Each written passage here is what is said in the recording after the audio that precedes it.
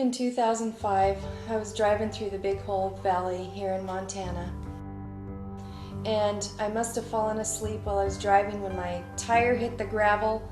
I woke up and I overcorrected, and it put me into a roll, and I rolled down the borrow pit about 100 yards. And when the car came to a stop, I knew that my neck was broken. I couldn't feel anything from my neck down. I was having a really hard time breathing, and I really thought I was going to die. When we got to the hospital, it was discovered that I had a C4 burst fracture, and what that means is that vertebrae in my neck had burst and it was cutting in on my spinal cord. I had an incomplete spinal cord injury, which means that the spinal cord was injured but not severed. And it took a few weeks for them to discover that I have Brown-Séquard syndrome, which means this side looks normal, but I can't feel hot or cold, sharp or dull on this side. And on this side, I have muscle spasticity, and that muscle spasticity is everywhere on my left side. I also have muscle weakness on this side. But right after the injury, I wasn't able to do anything. I wasn't able to walk, or nothing from my neck down worked at all after my injury.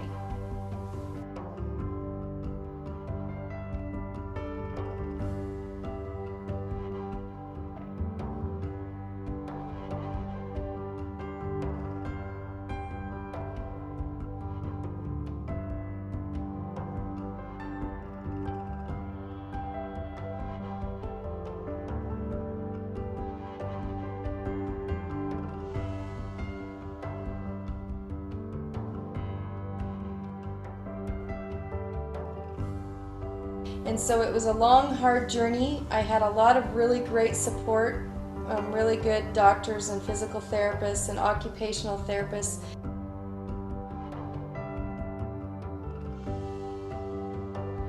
I remember learning how to write my own name again, learning how to feed myself. The walking portion took quite a while. One little step at a time.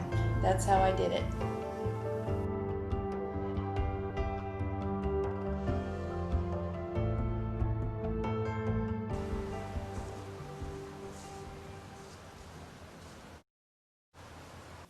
Well, I had pain right away, but it was acute pain.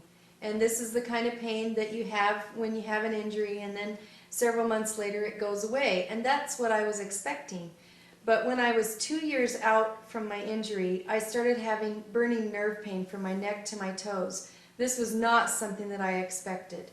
We expect that when we have pain, we have an injury, and then we have pain, it's going to eventually go away instead of getting worse. And that's what mine did. It just got really bad. When I was 2 years out, my insurance company sent me to a pain clinic in California, and it was there that I learned that there were some things that I could do to affect my own experience of pain. I could lower my pain just by doing some things. And so I started doing those one little step at a time.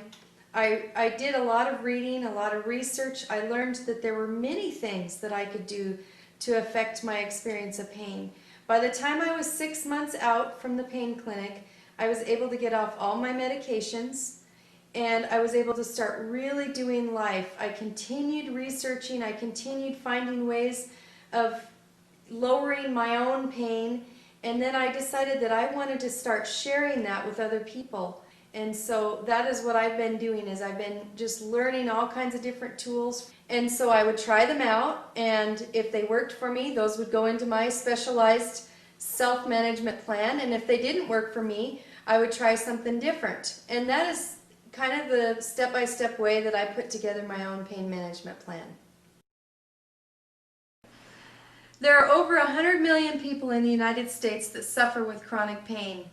Having been one of those, I know what it's like. I spent many hours in a recliner late at night watching middle of the night TV because I couldn't sleep. My life had no structure, no function. I was filled with sadness and despair. And that is why I developed Take Courage Coaching, to help bridge that gap, to help give the encouragement and motivation needed, as each one of you make those forward steps, I just ask you to borrow my courage, borrow my confidence until you have your own, knowing that there's many, many active things that you can do to help manage your pain.